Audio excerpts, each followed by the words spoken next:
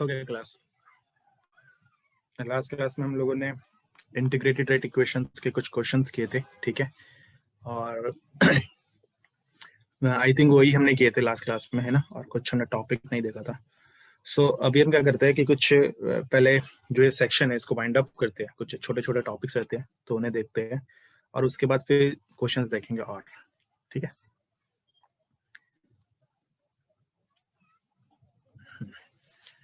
Okay, so third order reaction.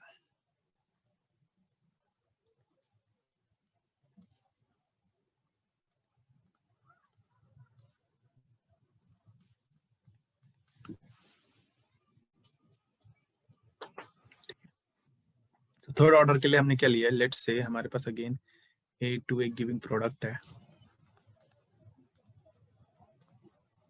So it's a third order reaction. तो इसका rate law क्या होगा, के ए क्यू, और अगर मैं इसका डिफरेंशियल फॉर्म लिखूं so it becomes 1 upon A minus D A by D T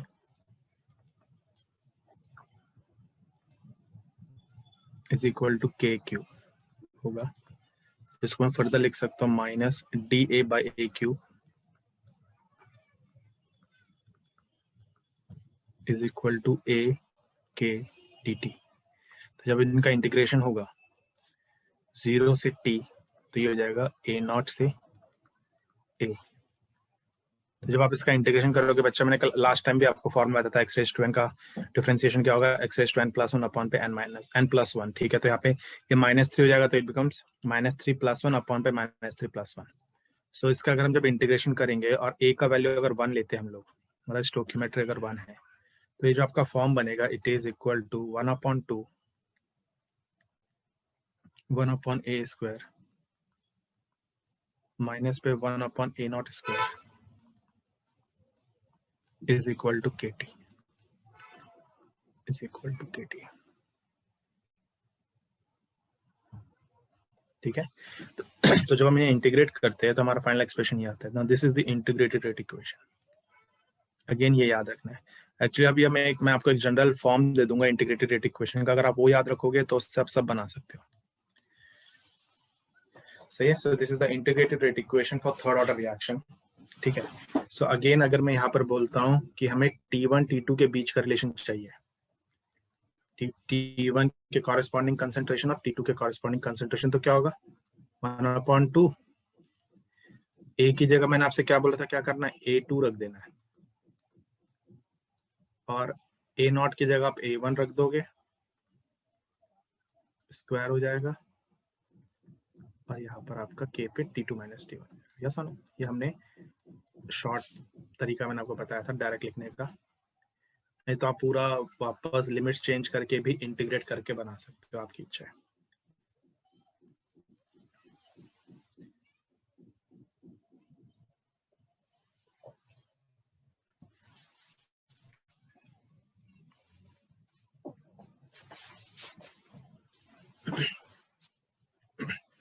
हो गया। सो बच्चा we have two equations here. First is rate is equal to k a Q, जो आपको ध्यान रखनी है, जिनके ऊपर क्वेश्चंस आएंगे या प्लॉट्स हम बनाएंगे, ठीक है। And second is integrated rate equation. 1/2 को मत भूल जाना। बच्चे जनरली क्या करते हैं 1 अपॉन ए स्क्वायर माइनस पे 1 अपॉन ए नॉट स्क्वायर तो याद रखते हैं, इक्वल टू के टी भी याद रखते हैं, लेकिन वो जो हाफ से आगे मल्टीप्लाई हो रखा है ना लेफ्ट साइड में, वो भूल जाते हैं, ठीक है, या 2 से जो डिवाइड हो रखा है। ओके, सो हम बात करते हैं ग्राफिकल रिप्रेजेंटेशन का।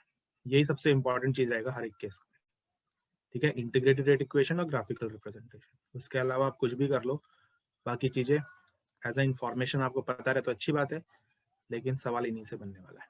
तो फर्स्ट थिंग है हमारा यूनिट ऑफ के। अगर आपको ध्यान हो हमने हर एक में यूनिट ऑफ के से शुरू किया है, तो मैं अब इसको इस तरह से लिख रहा हूँ। इसका यूनिट क्या होगा, मोल पर लीटर, 1 माइनस एन था तो ये जाएगा -2 पर सेकेंड, ठीक है। So this is the unit of के फॉर थर्ड ऑर्डर रिएक्शन, ठीक है।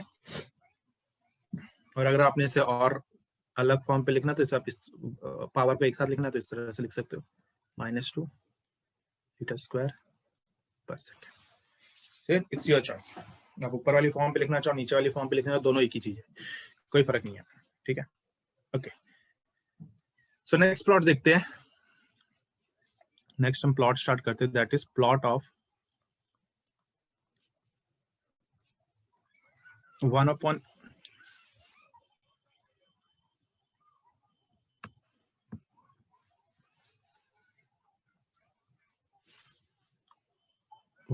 ए स्क्वायर माइनस पे 1 upon a not square versus पे टी वर्सेस पे टाइम।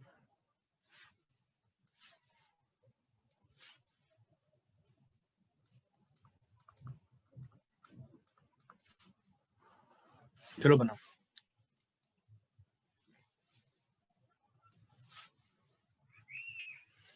अरे मल्टीप्लाई हो गया ना, -1 इंटू -2 2 हो जाएगा। वो प्लस नहीं करना इधर, ये -3 मत कर देना इसको, ठीक है। हाँ, सो इतना ध्यान रखना बच्चा, जब हम इस इक्वेशन पे जाएंगे, हमें इक्वेशन ऑलरेडी पता है that 1 upon A square minus पे 1 upon a not square is equal to 2kT। ये हम सबको पता है ना। तो हमेशा ध्यान रखना, अगर स्लोप पूछता है तो it is 2k not k, ये चीज ध्यान रखना, ठीक है। तो आपका जो प्लॉट बन जाएगा ये स्ट्रेट लाइन आएगा, में दिखा है 1 अपॉन ए स्क्वायर माइनस पे 1 upon a not square t, it's a straight line with slope 2k।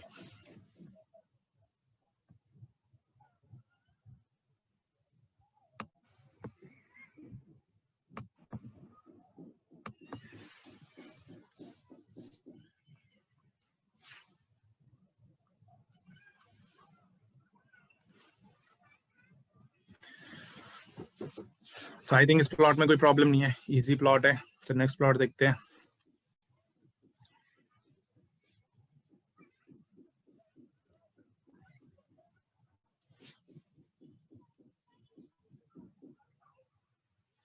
Okay, next plot बनाओ। Plot of 1 upon A square versus पे time. Plot of 1 upon A square versus पे time, ठीक है। So next plot is plot of 1 upon A square versus time, ठीक है। तो हम सबको पता है, यही से मैं यूज कर रहा हूँ, यहाँ से, ठीक है। यहाँ से यहाँ लिख रहा हूँ सीधा मैं, that 1 upon A square is equal to 1 upon a not square plus पे 2kT,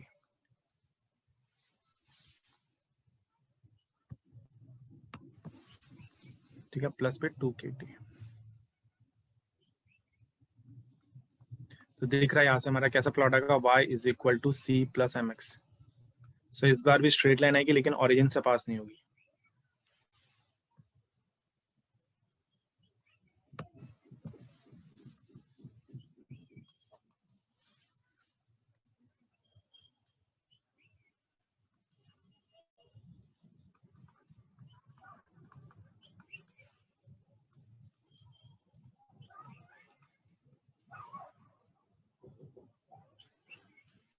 ठीक है, जैसे लेना है।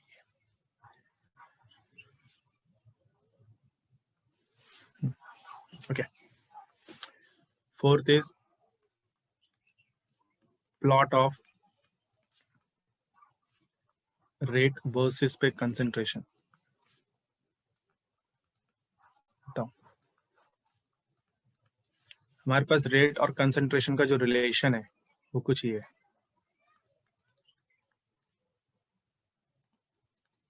Thank you.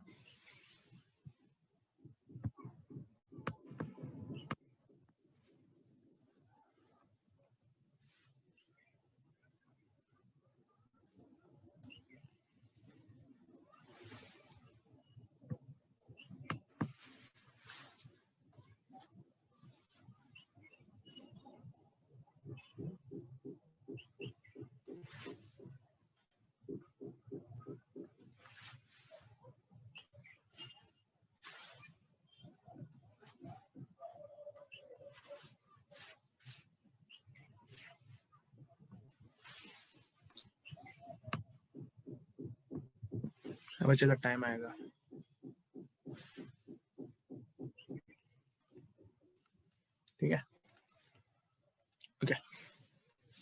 तो यहाँ पे बात करते हैं।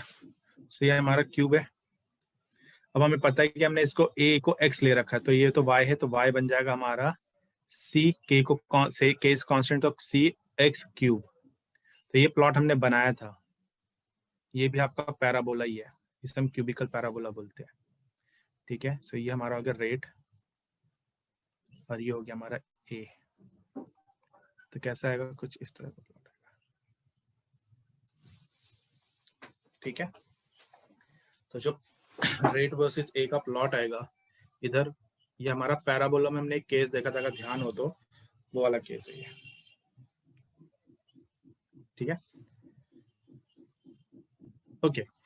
पर अगर बच्चा यहीं पर मैं आपको एक और चीज बोल दूं, that plot of rate versus a cube, तो क्या होगा, plot of rate versus a cube, तो कैसा आना चाहिए, बोलो। Then it should be a straight line passing through the origin. Yes or no? ठीक है, क्योंकि उस वक्त मैंने a क्यूब को पूरा x लिया, तो it becomes y is equal to cx. ठीक है, so it becomes a straight line with passing through the origin. So चलिए ये भी लिख लेते हैं।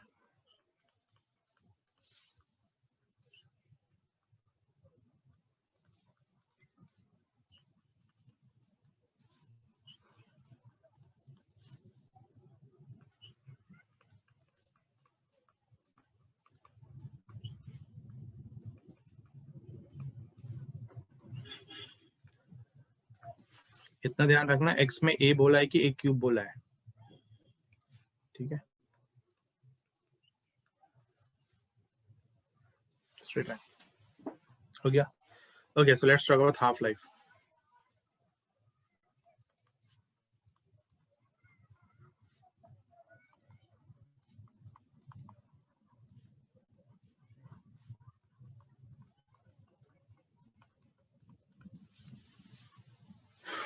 ठीक है, हाफ लाइफ टाइम।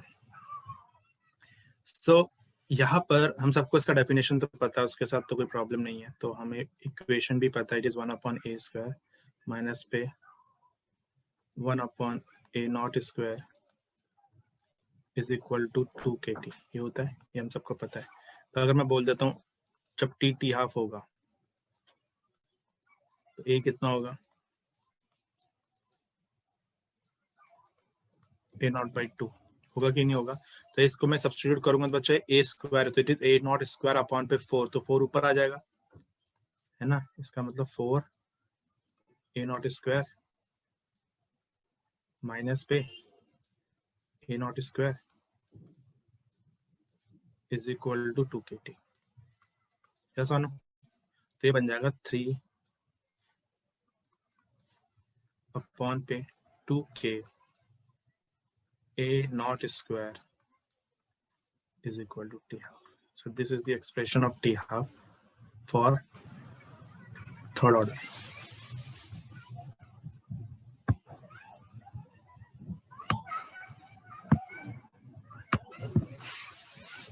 ठीक है,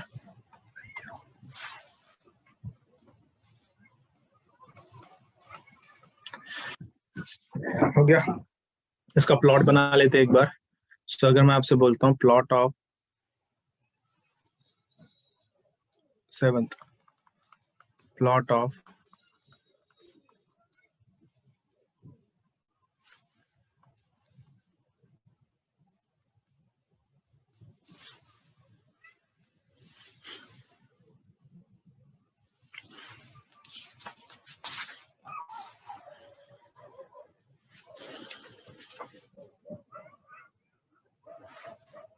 ओके, सो अगर मैं आपसे बोलता हूँ plot of t half versus 1/a0 square, तो ये कैसा आएगा,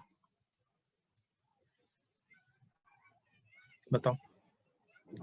तो यहाँ पर हमारे पास इक्वेशन है t half is equal to 3/2k a0 square. तो भाई 1/a0 स्क्वायर का मैंने x बोल दिया, तो इट बिकम्स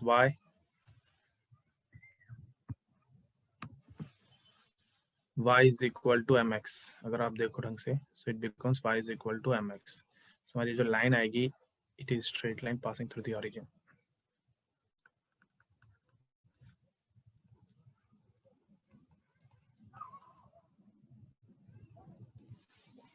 ठीक है, लेकिन अगर मैं आपसे बोलता हूँ plot of T half versus A not, जो हम जनरली बनाते जा रहे हैं शुरुआत से, 8.a plot of T half versus A not, ये कैसा आएगा? हाँ, इट इज हाइपरबोला काइंड, है कि नहीं है? क्योंकि हम सबको पता है t half a not square is equal to constant.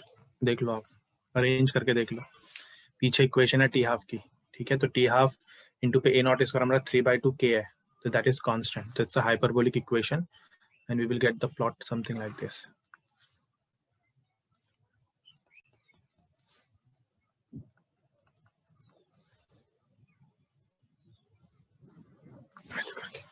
ठीक है, so hyperbola kind of plot दिखेगा हमें। हो गया, चलो अब एक लास्ट देख लेते, t1/n, फिर कहानी खत्म है। 9th t1/n। सो अगर हम इधर देखते हैं तो हमारे पास फॉर्म तो यही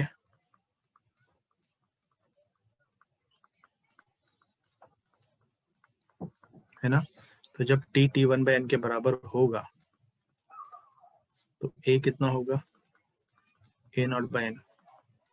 तो जब मैं a स्क्वायर की जगह a0/n रखूंगा तो हो जाएगा n स्क्वायर अपॉन पे a0 स्क्वायर, यस और नो? माइनस पे a0 square equal to 2kt 1/n। तो t1/n क्या बन गया?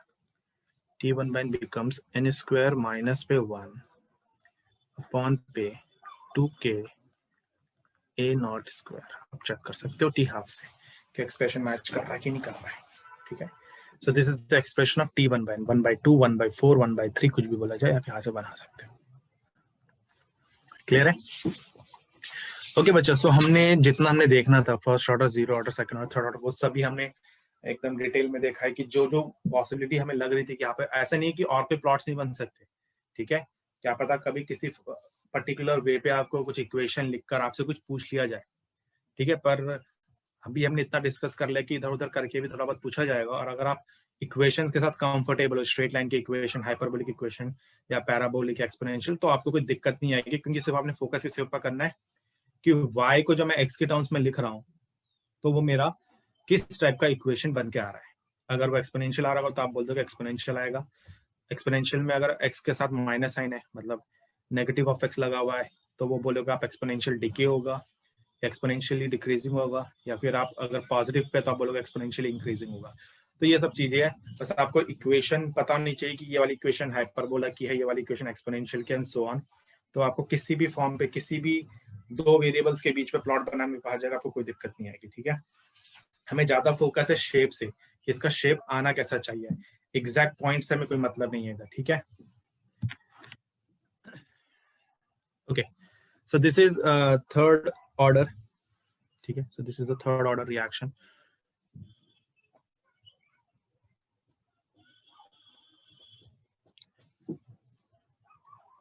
अच्छा, उसके लिए आप मैकेनिज्म आपकी प्रपोज की जाती है, ठीक है? और अगर वो मैकेनिज्म ठीक है, पहले तो आप काइनेटिक डेटा से उसे चेक करोगे कि वो मैकेनिज्म जो आपको प्रपोज की गई ऑर्गेनिक रिएक्शन की, वो सही भी है कि नहीं है, ठीक है? और एक बार वो आपको सही प्रपोज कर दी जाती है कि हाँ ये मैकेनिज्म आपकी सही है, क्योंकि काइनेटिक डेटा को और थर्मोडायनेमिक डेटा को सेटिस्फाई कर रही है, और भी आपकी चीजें जो भी होती है, जो आपके ऑर्गेनिक एक्सपेरिमेंट्स होते हैं, ये प्रूव करने के लिए कि हमारा यही प्रोडक्ट बन रहा है या यही इंटरमीडिएट आ रहा है, अगर आप उस इंटरमीडिएट को आइसोलेट कर पा रहे हो वगैरह वगैरह, ठीक है? तो वो सब जितनी भी आपकी स्टडी होती है, वो सब स्टडी करने के बाद जब आप फुली प्रूव कर लेते हो कि हमारी मैकेनिज्म सही है, उसके बाद बच्चा हम जनरली मैकेनिज्म की हेल्प से फिर ये डिसाइड करते हैं कि वो जो रिएक्शन हमें दे रखी है, कोई सी भी रिएक्शन, ऑर्गेनिक हो, इनऑर्गेनिक हो, डजंट मैटर, वो किस ऑर्डर की है, ठीक है? फिर हम बात करते हैं, ठीक? तो उसके लिए हम काइनेटिक्स में कुछ अप्रोच पढ़ते हैं, उन अप्रोचेस से हम बात करते हैं, ठीक? ठीक है। ओके, सो अब हम क्या कर रहे हैं, हम जनरल फॉर्म लिख रहे हैं इंटीग्रेटेड का और टी हाफ का। तो अगर आप इन दो को याद रखोगे तो आपको सिर्फ फर्स्ट का याद रखना पड़ेगा, बाकी किसी का याद रखने की जरूरत नहीं है, आप इसी से ही सब कुछ बना लोगे। तो मैं भी सजेस्ट करूंगा इसको ध्यान रखना, बाकी को याद रखने की जरूरत नहीं है, सिर्फ फर्स्ट ऑर्डर याद रखना, क्योंकि फर्स्ट ऑर्डर का ये फॉर्म नहीं आएगा। ठीक है, तो ये क्या बोलता है कि ये बराबर होगा 1/n-1 1/a n-1 पावर पे minus a0 n-1 again power पे is equal to kt, is equal to kt। ठीक है, अब सीधी सी बात है भाई, यहाँ पे नेचुरल लॉग तो कोई आने नहीं वाला, not applicable for first order. First order को छोड़कर आप बाकियों के लिए अप्लाई कर सकते हो इसको, अब चेक भी कर सकते हो। और यहाँ पर ये, हाँ ये चीज ध्यान रखना, ये जो हमने इक्वेशन लिखी है इंटीग्रेटेड की, ये अंडर कंडीशन है कि a is equal to 1 small a। ठीक है, स्टोइकियोमेट्रिक। तो ये हो गया, और जहाँ पे n जो है, जो n है, this is the order of reaction. n क्या है, ऑर्डर ऑफ रिएक्शन, कोई नंबर नहीं है, इट्स ऑर्डर।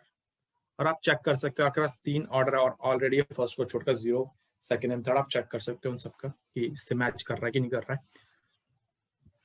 इसके बाद हमारा एक जनरल फॉर्म आता है टी हाफ के लिए। तो टी हाफ के लिए भी आप फर्स्ट ऑर्डर का याद रखना, आई थिंक वो तो सभी को याद रहता है, बाकी याद नहीं होते ज्यादातर।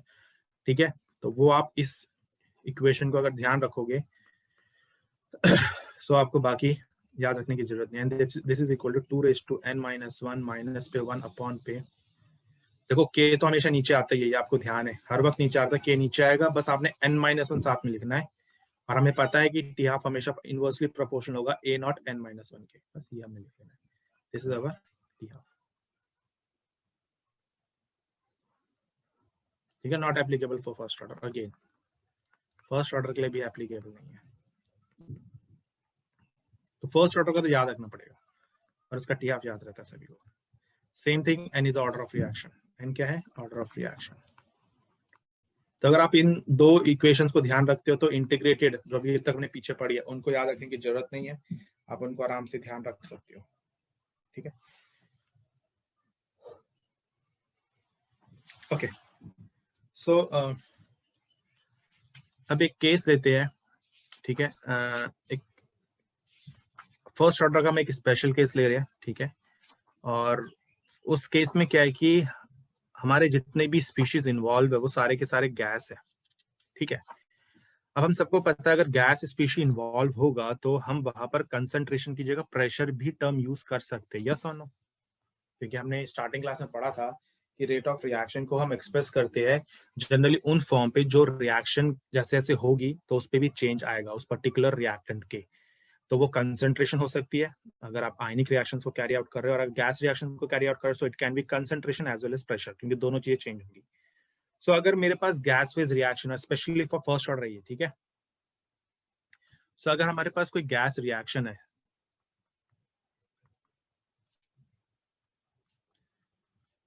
इसके ऊपर आपको एक बहुत पहले कभी कोई क्वेश्चन आया हुआ है तो इसलिए मैं उसको करवा रहा हूं। ठीक, सो ये जो केस है this is for gas phase reaction. इतना ध्यान रखना, ऐसे नहीं कि आपका सिर्फ एक ही स्पेशल केस हो, तो बहुत सारे स्पेशल केस होते हैं। ठीक है, पर मैं सिर्फ इसी को टच करूंगा जिससे हमें मतलब है। सो गैस फेज रिएक्शन का मतलब क्या हो गया कि हम एक ऐसी रिएक्शन कैरी आउट कर रहे हैं जिसमें कि हमारा जो रिएक्टेंट है that is what you said gas and product are also gas। ठीक है, सो अभी सीधी सी बात है कि लेट्स से मैं एक ऐसी रिएक्शन कैरी आउट कर रहा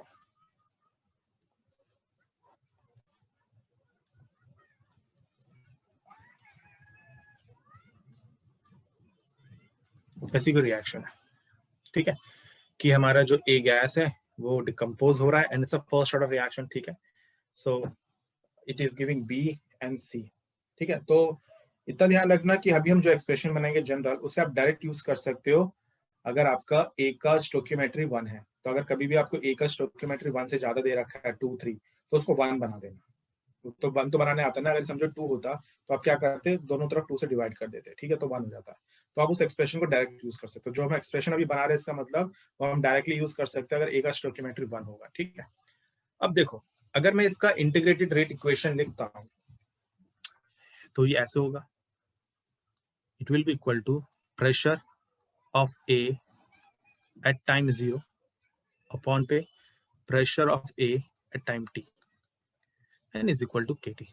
कोई बड़ी बात नहीं है, बहुत सिंपल सा है, यही तो होगा। सीधे आप करके देख लेना, इंटीग्रेशन करोगे यही पहुंचोगे वापस, ठीक है। अब लेकिन प्रॉब्लम क्या होता है बच्चा कि हम क्या कर रहे हैं, इस रिएक्शन को ऑब्वियसली किसी ना किसी कंटेनर के अंदर कैरी कर रहे होंगे, ठीक है, मतलब किसी ना किसी बीकर के अंदर या चैम्बर के अंदर कैरी आउट कर रहे होंगे ए का डिकम्पोजिशन या ए का रिएक्शन। तो उस पर अगर हम कोई प्रेशर मेजरिंग डिवाइस डालेंगे, ठीक है, तो वो प्रेशर मेजरिंग डिवाइस क्या करेगा, वो तो पूरे सिस्टम का प्रेशर कैलकुलेट करेगा ना, है ना। तो क्या होगा, जब शुरुआत में हम बात करेंगे, जब शुरुआत रिएक्शन जब शुरू नहीं हुई है उससे पहले जब मैंने प्रेशर मेजर किया बाय प्रेशर मेजरिंग डिवाइस, ठीक है, तो मेरे को जो भी प्रेशर मिलेगा वो किसका होने वाला है, रिएक्टेंट का, क्योंकि अभी वो रिएक्टेंट प्रोडक्ट में कन्वर्ट ही नहीं हुआ है। तो ऑब्वियसली सिस्टम के अंदर सिर्फ और सिर्फ ए पड़ा है, तो टाइम 0 पर जो प्रेशर हमें दिखने वाला है वो हमारा एक तरह से ए का ही प्रेशर है टाइम 0 पर। लेकिन अब समझो हमारा रिएक्शन प्रोसीड कर गया है, मतलब हम कुछ समय बाद प्रेशर चेक करना चाहते हैं सिस्टम का। तो जब आपका कुछ रिएक्शन हो जाएगा तो क्या होगा भाई, ए का जो मात्रा, जो ए का अमाउंट है वो कम हो जाएगा, और बी और सी भी कुछ फॉर्म होंगे कि नहीं होंगे। तो अब जब मैं प्रेशर कैलकुलेट करूंगा तो ऑब्वियसली अगेन वो मुझे क्या देगा, प्रेशर ऑफ सिस्टम। लेकिन अब सिस्टम के अंदर क्या क्या प्रेजेंट है, मेरा ए भी प्रेजेंट है, मेरा बी भी प्रेजेंट है और मेरा सी भी प्रेजेंट है, यस और नो, है कि नहीं है। लेकिन मेरे को क्या चाहिए, अगर मुझे इंटीग्रेटेड फॉर्म चाहिए, मुझे लिखना है pressure of air time T, लेकिन जो मुझे मिल रहा है वो मिल रहा है मुझे total pressure of system eight time T. तो अब हमारा एम क्या होता है कि हम इस एक्सप्रेशन को पी ए नॉट अपॉन पे p a t is equal to के टी वाला जो फॉर्म है, इसको हम उन प्रेशर की टर्म्स में लिखे जो हमारे लिए नोन है। और हमारे हमारे पास नोन वैल्यू हमेशा क्या होगी, टोटल प्रेशर की, total pressure at time 0, total pressure at time T और एट एनी टाइम, ठीक है। सो यहाँ पे मैं मार्क कर रहा हूँ, ये तो ध्यान रखना, ये क्या है, पी ए नॉट क्या है,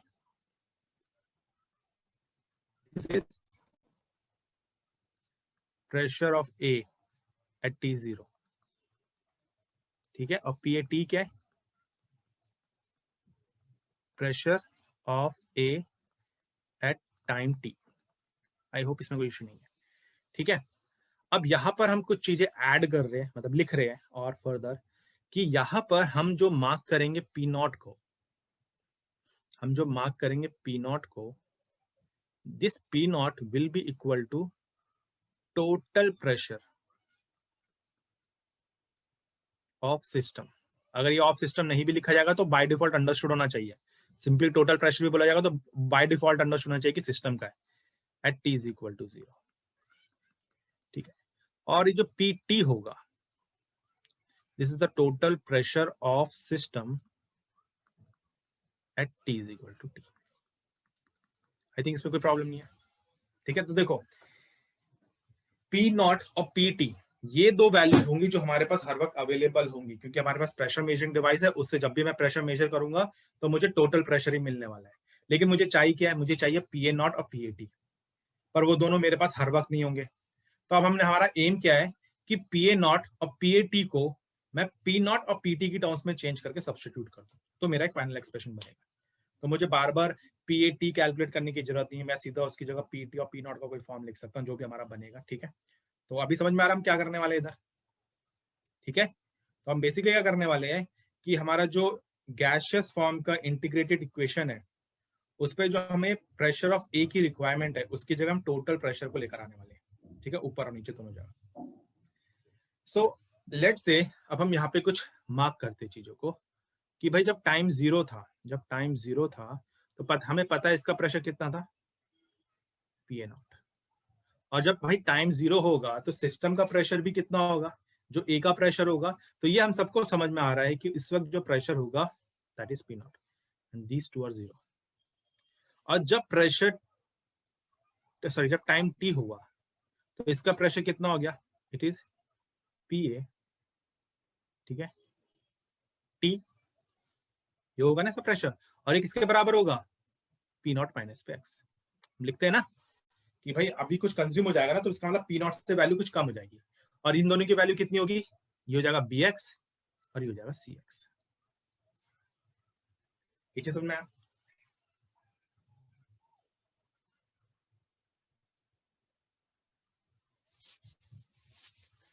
बच्चा आपको जो भी नोट्स का डाउट पूछना है कि क्लास के नोट्स वो आई थिंक ऐप में आपको अवेलेबल होगा, तो आप एक बार ऑफिस में कॉल करके पूछ लीजिएगा, ठीक है? ठीक है, तो आपको पिछली क्लास के नोट्स या उससे पिछली क्लास के नोट जब जब के भी नोट्स होंगे, तब अगर ऑफिस में